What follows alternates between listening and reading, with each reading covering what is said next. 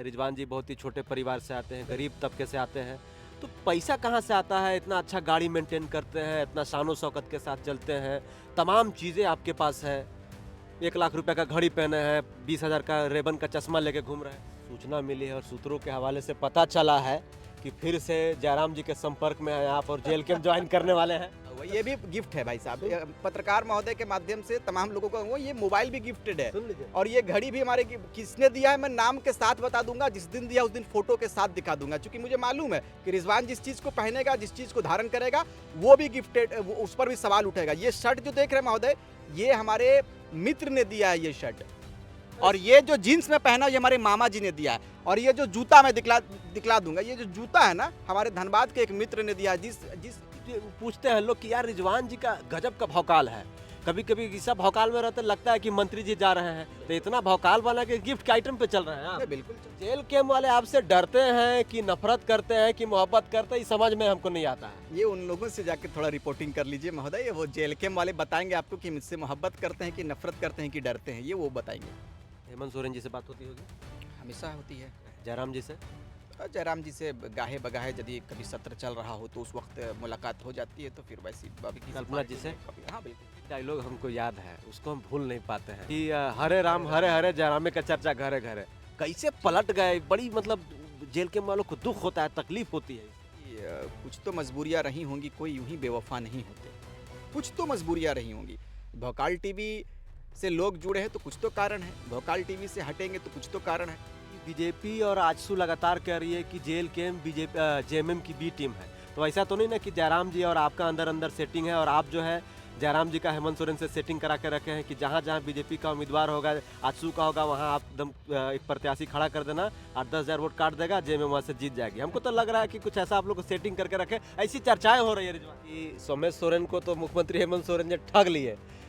हफीजुल हसन साहब को मंत्री बना के चुनाव लड़ा है और 1-2 लोगों को मंत्री बना के चुनाव लड़ा है, लेकिन जब सोमेश सोरेन की बात आई, झारखंड आंदोलनकारी क्रांतिकारी रामदास सोरेन के पुत्र की बात आई, तो उनको मंत्री क्यों नहीं बनाया गया? फिर जेल और जयराम जी का नाम सुनते ही आप बचना क्यों चाहते हैं? कोई दुश्मनी है क्या? मैं बिल्कुल क्यों बचूं भाई। या आपको लगता है कि वो छोटी पार्टी है, वो लोग छोटे लोग हैं, आप बड़ी पार्टी से बिलोंग करते हैं, इसलिए आप बातचीत नहीं कर रहे? बॉडीगार्ड वगैरह सब छीन लिया गया था, काहे? कोई नाराजगी थी क्या मुख्यमंत्री जी के साथ? बहुत आपका ट्रोल किया गया था, जेल कैंप वाले बोल रहे थे अच्छा हुआ रिजवान जी बहुत डिफेंडर दिखा रहे थे, बहुत रील बना रहे थे, बहुत शोबाजी कर रहे थे, बहुत बढ़िया हुआ, बहुत भौकाली कर रहे थे, इसलिए बढ़िया हुआ बॉडीगार्ड में छीन लिया गया।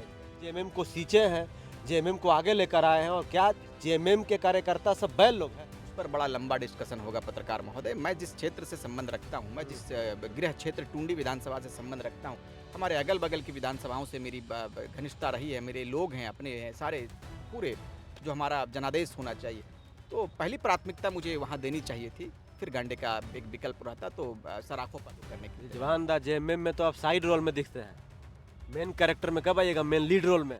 महज अब से 48 घंटे बाद घाटशिला में मतदान शुरू हो जाएगा, लेकिन इस वक्त एक ऐसे शख्स हमारे साथ बातचीत करने के लिए मौजूद हैं जो हमेशा सुर्खियों में रहते हैं। रिजवान पिछले दिनों जो है इनका जब बॉडीगार्ड छीना गया था, जिसके बाद से ये चर्चा में आ गए थे, लेकिन अभी जब घाटशिला में ये घूम रहे हैं तो स्काउट लेके घूम रहे हैं, इनके साथ 4-4 5-5 गाड़ियां घूम रही हैं, मुस्लिम इलाकों में जा रहे हैं, मुस्लिम मतदाताओं को जो है अपील कर रहे हैं कि भाई जेएमएम को वोट दीजिए, महागठबंधन को वोट दीजिए। तो रिजवान जी से बातचीत करते हैं कि हमेशा चर्चा में रहते हैं, कभी कभी विवाद में भी रहते हैं, तो क्या ये घाटशिला उपचुनाव महागठबंधन जीत पाएगी कि बाबूलाल सोरेन यहाँ से जीत जाएंगे? एक इनके फ्रेंड की पार्टी है, इनके हरदिल अजीज मित्र की पार्टी है जेल कैंप, वो भी दावेदारी पेश कर रहे हैं, उनका क्या रोल है? रिजवान जी से बात करते हैं। दादा, झारखंडी जोहार रहेगा। आपको भी बहुत धन्यवाद, आपके श्रोताओं को भी मेरा जोहार।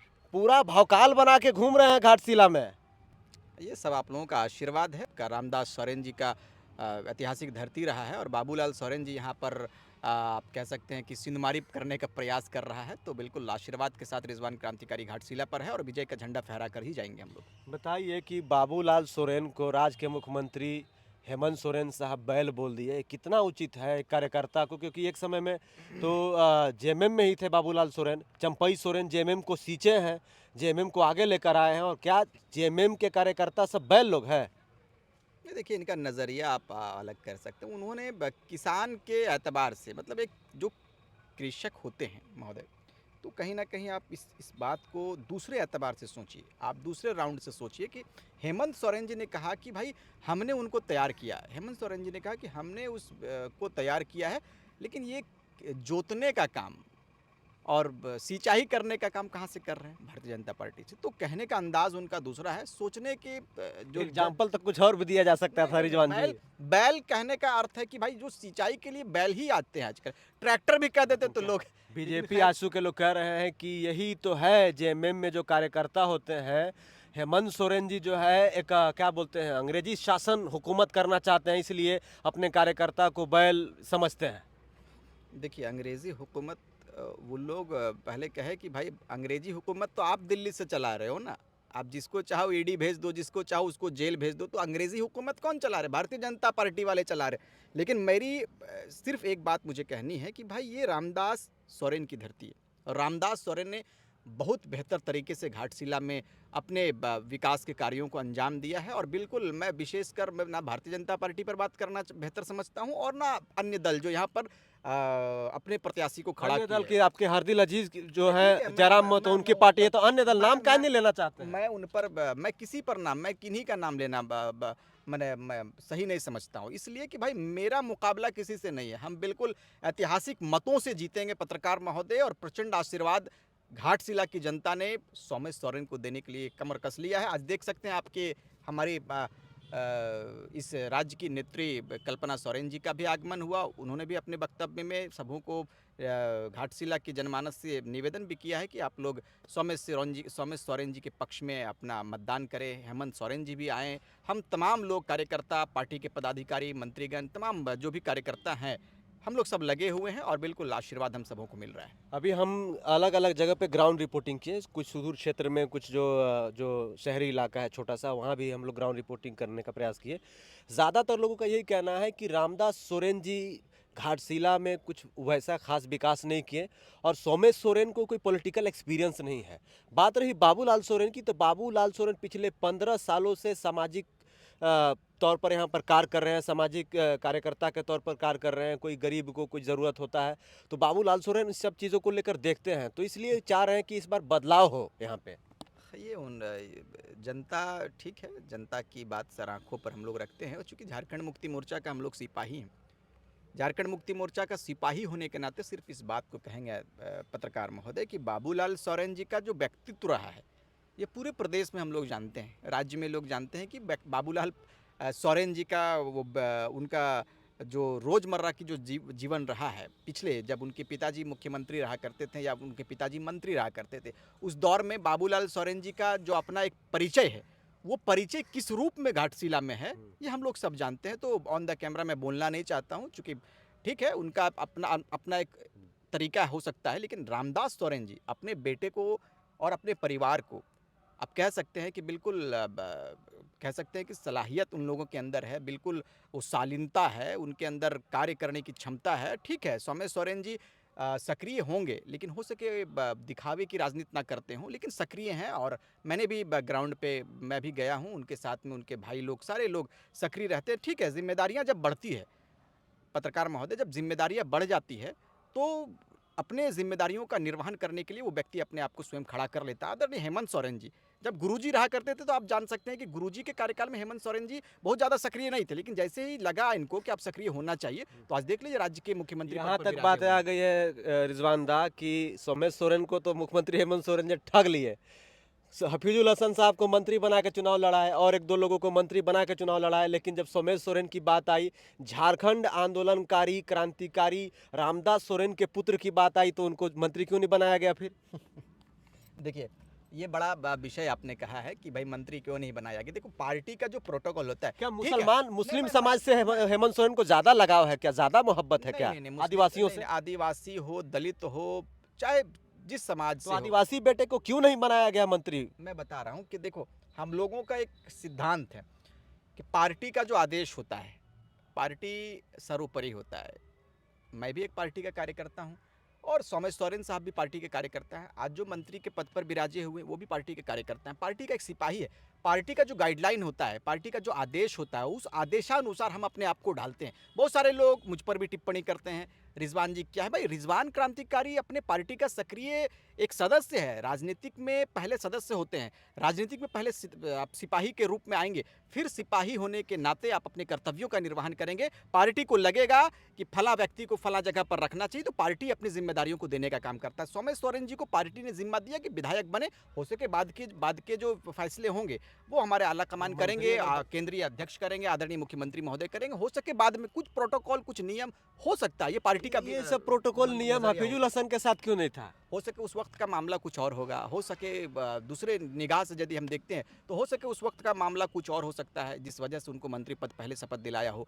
तो ये पार्टी के उच्च नेताओं के बीच का मामला है, मुख्यमंत्री का मामला है, उच्च हमारे जो पदाधिकारी हैं केंद्र का मामला है। इस पर मैं ज़्यादा बॉडीगार्ड वगैरह सब छीन लिया गया था, काहे कोई नाराजगी थी क्या मुख्यमंत्री जी के साथ? बहुत आपका ट्रोल किया गया था, जेल कैम वाले बोल रहे थे अच्छा हुआ रिजवान जी बहुत डिफेंडर दिखा रहे थे, बहुत रील बना रहे थे, बहुत शोबाजी कर रहे थे, बहुत बढ़िया हुआ, बहुत भावकाली कर रहे थे, इसलिए बढ़िया हुआ बॉडीगार्ड में छीन लिया गया इनका। देखिए, रिजवान क्रांतिकारी का परिचय महोदय, मैंने कहा है कि रिजवान क्रांतिकारी का परिचय रिजवान क्रांतिकारी से है, रिजवान क्रांतिकारी का परिचय उनके व्यक्तित्व से है, रिजवान क्रांतिकारी का परिचय उनके संघर्ष से है, रिजवान क्रांतिकारी का परिचय उन्होंने जो मेहनत किया इस राज्य के प्रति, इस राज्य में जो अपनी मेहनत का बदौलत आज परिचय है। रिजवान क्रांतिकारी का परिचय बॉडीगार्ड से नहीं है, रिजवान क्रांतिकारी का परिचय कहीं और से नहीं, रिजवान क्रांतिकारी का परिचय रिजवान क्रांतिकारी से है। तो मैं आज पार्टी का एक सदस्य हूँ, पार्टी का एक सिपाही हूँ, तो ये बहुत बड़ी गर्व की बात है कि आदरणीय दिशोम गुरु शिबू सोरेन, बाबा दिशोम गुरु शिबू सोरेन के रहते हुए हमने पार्टी का सदस्यता हमने लिया, ये मेरे लिए बड़ी गर्व की बात है। और दिशोम गुरु शिबू सोरेन ने बड़े बड़े आंदोलन को अंजाम दिया है, आप कह सकते हैं महाजनी प्रथा हो, सूदखोरी के खिलाफ हो, या फिर धनकटनी आंदोलन हो, इन तमाम आंदोलन को उन्होंने अंजाम देने का काम किया और अपने खून पसीने से सींचकर विनोद बिहारी महतो हो, आप कह सकते हैं कि ए के राय साहब हो, तमाम लोगों ने इस पार्टी को खड़ा किया था। आज मैं उस पार्टी का एक सच्चा सिपाही हूँ, एक पार्टी का नेता हूँ, तो ये बड़ी गर्व की बात है। और मुझे लगता है कि आगे हम लोग इस पार्टी में रहकर बड़े आंदोलन, इस राज्य को बेहतर करने की दिशा में आगे बढ़ेंगे। रिजवान दास, सूचना मिली है और सूत्रों के हवाले से पता चला है कि फिर से जयराम जी के संपर्क में हैं आप और जेल कैंप ज्वाइन करने वाले हैं। देखिए, ये लोगों की सोच हो सकती है, हमारे मित्र हैं, विधायक बन गए, मेरी शुभकामना हमेशा रहती है, मेरी शुभकामना हमेशा रहेगी। लेकिन यदि जो कह दे कि भाई ये होगा वो होगा, तो ये लोगों की सोच है। एक सवाल है मेरा, क्योंकि बीजेपी और आजसू लगातार कह रही है कि जेल कैंप बीजेपी जेएमएम की बी टीम है, तो ऐसा तो नहीं ना कि जयराम जी और आपका अंदर अंदर सेटिंग है और आप जो है जयराम जी का हेमंत सोरेन से सेटिंग करा के रखे हैं कि जहाँ जहाँ बीजेपी का उम्मीदवार होगा, आजसू का होगा, वहाँ आप एकदम एक प्रत्याशी खड़ा कर देना, 8-10 हज़ार वोट काट देगा, जेएमएम वहाँ से जीत जाएगी। हमको तो लग रहा है कि कुछ ऐसा आप लोग सेटिंग करके रखे, ऐसी चर्चाएं हो रही है रिजवान जी। देखिए, लोकतंत्र के चौथे स्तंभ है, आपको मैं सलाम पेश करता हूँ। लोकतंत्र के चौथे स्तंभ का ये ठीक है, जिम्मेदारी है कि चीज़ों को वो कवर करे, और लेकिन ऐसे चीज़ों को कवर करके लोगों के बीच में ना लावे जिससे एक माहौल ख़राब हो। वो अपना लोकतंत्र है, नई पार्टी के साथ में वो स्थापित अपने आप को करने का प्रयास कर रहे हैं, मेरी शुभकामना बेहतर करे। लेकिन हम बिल्कुल बड़ी पार्टी है, इस राज्य में 3.25 करोड़ जनमानस का आशीर्वाद मिला है और प्रचंड बहुमत के साथ में हम लोग सत्ता में हैं। बिल्कुल माओं का आशीर्वाद मिला है, बहनों का, मजदूरों का और इस राज्य के लोगों का आशीर्वाद मिला है, तो मुझे लगता है कि यही मेरे लिए काफ़ी है। जेल कैंप और जयराम जी का नाम सुनते ही आप बचना क्यों चाहते हैं? कोई दुश्मनी है क्या? मैं बिल्कुल क्यों बचूं भाई? आपको लगता है कि वो छोटी पार्टी है, वो लोग छोटे लोग हैं, आप बड़ी पार्टी से बिलोंग करते हैं, इसलिए आप बातचीत नहीं कर रहे हैं? मेहनत करे, मेरी शुभकामना है, मैं उन पर क्यों बात करूं? वो भी संघर्ष कर रहे हैं अपने। दादा, आपका एक डायलॉग हमको याद है, उसको हम भूल नहीं पाते हैं, क्योंकि आपका भाषण से बहुत अच्छा लगता था जब आप बोलते थे, तो अभी भी अच्छा लगता है कि हरे राम हरे हरे जयरामे का चर्चा घरे घरे। कैसे पलट गए? बड़ी मतलब जेल के वालों को दुख होता है, तकलीफ होती है इससे। नहीं, देखो, पलटना इसे नहीं कह सकते हैं, इसे आप कह सकते हैं कि कुछ तो मजबूरियां रही होंगी, कोई यूं ही बेवफा नहीं होते, कुछ तो मजबूरियां रही होंगी। भोकाल टीवी से लोग जुड़े हैं तो कुछ तो कारण है, भोकाल टीवी से हटेंगे तो कुछ तो कारण है। तो मुझे लगता है कि इस राज्य में नहीं, इस देश में और एक रिश्ते में भी कोई किसी से जुदा होता है या कोई किसी से हटता है तो कुछ तो मजबूरियां रही होंगी, कोई यूं ही बेवफा नहीं होते। तो मुझे लगता है कि इन सब विषय पर मैं बात भी नहीं करना चाहता, ठीक है, वो है रहे। हम अभी बेहतर पार्टी में हैं, राज्य की सबसे बड़ी पार्टी में हैं। आदरणीय मुख्यमंत्री महोदय का आशीर्वाद प्राप्त है, तमाम पार्टी के नेताओं का आशीर्वाद प्राप्त है, कल्पना मैडम का, कल्पना भाभी का आशीर्वाद प्राप्त है और दिशोम गुरु श्री शिबू सोरेन के सिद्धांतों के साथ में इस राज्य को सींचने का हम लोग एक तैयारी कर रहे हैं। और बिल्कुल 29 में भी हम लोग बेहतर झारखंड को बनाएंगे और वही झारखंड को बनाएंगे जिस झारखंड की परिकल्पना बिरसा ने किया था, हमारे उस वक्त के बड़े बड़े नेताओं ने, बड़े बड़े योद्धाओं ने किया था। तिलका मांझी, नीलांबर, पीताम्बर शेख, भिखारी और तमाम वीर योद्धाओं ने जिस राज्य की परिकल्पना किया था, अनेकों शहादत के बाद में इस राज्य को हम लोगों ने प्राप्त किया है। तो मुझे लगता है कि इस राज्य को और बेहतर आदरणीय हेमंत सोरेन जी की अगुवाई में हम लोग करने के लिए रिजवान दा जेएमएम में तो आप साइड रोल में दिखते हैं, मेन कैरेक्टर में कब आइएगा, मेन लीड रोल में? बहुत जल्द आएंगे। और कहीं से चुनाव लड़ने का भी प्रोग्राम है क्या? अब ये आला कमान तय करेंगे। 29 में रिजवान के अंदर वैसी काबिलियत होगी, रिजवान को लगेगा कि झारखंड मुक्ति मोर्चा के आला कमान रिजवान क्रांतिकारी को मैदान पर उतारेंगे और विधानसभा का चुनाव लड़ाएंगे, तो ये सराखों पर खेल रहेगा। कैम्प तो आपको सम्मान दी, गांडे से आपको चुनाव लड़ाने के लिए टिकट भी दी, लेकिन आप छोड़ के भाग गए वहाँ से। अरे ठीक है, हमारा उस पर बड़ा लंबा डिस्कशन होगा पत्रकार महोदय। मैं जिस क्षेत्र से संबंध रखता हूँ, मैं जिस गृह क्षेत्र टुंडी विधानसभा से संबंध रखता हूँ, हमारे अगल बगल की विधानसभाओं से मेरी घनिष्ठता रही है, मेरे लोग हैं, अपने हैं सारे पूरे, जो हमारा जनादेश होना चाहिए, तो पहली प्राथमिकता मुझे वहाँ देनी चाहिए थी, फिर गांडे का एक विकल्प रहता, तो सराखों पर रहता है। अभी ये बताइए कि हेमंत सोरेन जी से बात होती होगी? हमेशा होती है। जयराम जी से? जयराम जी से गाहे बगाहे यदि कभी सत्र चल रहा हो तो उस वक्त मुलाकात हो जाती है, तो फिर वैसी अभी किसी कल्पना पार्टी जी से? में कभी, हाँ बिल्कुल होती है। अगर मान लीजिए कि रिजवान जी को कोई काम कराना हो, क्योंकि मैं आपका वीडियो देखता हूँ कभी कभी फेसबुक पे, तो घर पे जो है आप लगाते हैं, लोगों से बातचीत करते हैं, सभा टाइप का लगाते हैं, लोगों से बातचीत होती है, तो काम हो जाता है आपका? बिल्कुल होता है, यथासंभव। मैं अपने आईडी में उसमें मैं लिखता भी हूँ कि हाँ। यथासंभव, जहाँ तक मेरा प्रयास रहेगा, मैं बिल्कुल सरकार का एक सिपाही होने के नाते आम जनों के समस्याओं को लेकर वहाँ तक जाता हूँ। कुछ लोग कमेंट लिखते हैं कि रिजवान जी न नौकरी पेशा में है, न रिजवान जी का बिजनेस है, न रिजवान जी किसी बिजनेसमैन के बेटे हैं, रिजवान जी बहुत ही छोटे परिवार से आते हैं, गरीब तबके से आते हैं, तो पैसा कहाँ से आता है? इतना अच्छा गाड़ी मेंटेन करते हैं, इतना शानो शौकत के साथ चलते हैं, तमाम चीज़ें आपके पास है, 1 लाख रुपए का घड़ी पहने हैं, 20,000 का रेबन का चश्मा लेके घूम रहे हैं। ये देखिए, ये किसी ने मुझे गिफ्ट किया है, दिखला सकते हैं, ये पूरे कैमरे में मैं कहूँगा कि जूम करके दिखा ये दीजिए। गिफ्ट आप कैसे मानेंगे कि गिफ्ट किया है? किसी ने दिया है, रिजवान क्रांतिकारी जेएमएम, हाँ। ये गिफ्टेड चीज़ है। अब मैं इसका फोटो भी बहुत जल्द साझा करूँगा। ये 25 लाख का गाड़ी और- कौन गिफ्ट किया है? और ये जो चश्मा है ना, हाँ। ये हमारे मित्र का चश्मा है, फैजी साहब का, हाँ। ये हो गया। और ये जिस गाड़ी में आप बैठे हैं, ये गाड़ी भी हमारे मित्र का है। तो रिजवान दा हमको समझ में नहीं आता है, आपसे लोग इतना मोहब्बत करते हैं, आपको 20,000 का चश्मा, 1 लाख का मोबाइल, 25 लाख का क्या नहीं, बोलते 1 लाख का नहीं, ये भी अच्छा, गिफ्टेड चीज़ है। सुन अब तो मैं लीजिए, आपको मेरा दिखला बात दूंगा, सुन मेरा लीजिए। पूरा पुर्जा पड़ा हुआ है, अच्छा, ये भी गिफ्ट है भाई साहब। ये पत्रकार महोदय के माध्यम से तमाम लोगों को ये मोबाइल भी गिफ्टेड है। सुन लीजिए। और ये घड़ी भी हमारे किसने दिया है, मैं नाम के साथ बता दूंगा, जिस दिन दिया उस दिन फोटो के साथ दिखा दूंगा, क्योंकि मुझे मालूम है कि रिजवान जिस चीज़ को पहनेगा, जिस चीज़ को धारण करेगा, वो भी गिफ्टेड, उस पर भी सवाल उठेगा। ये शर्ट जो देख रहे हैं महोदय, ये हमारे मित्र ने दिया है ये शर्ट। और ये जो जीन्स में पहना, ये हमारे मामा जी ने दिया है। और ये जो जूता मैं दिखला दूंगा, ये जो जूता है ना, हमारे धनबाद के एक मित्र ने दिया है।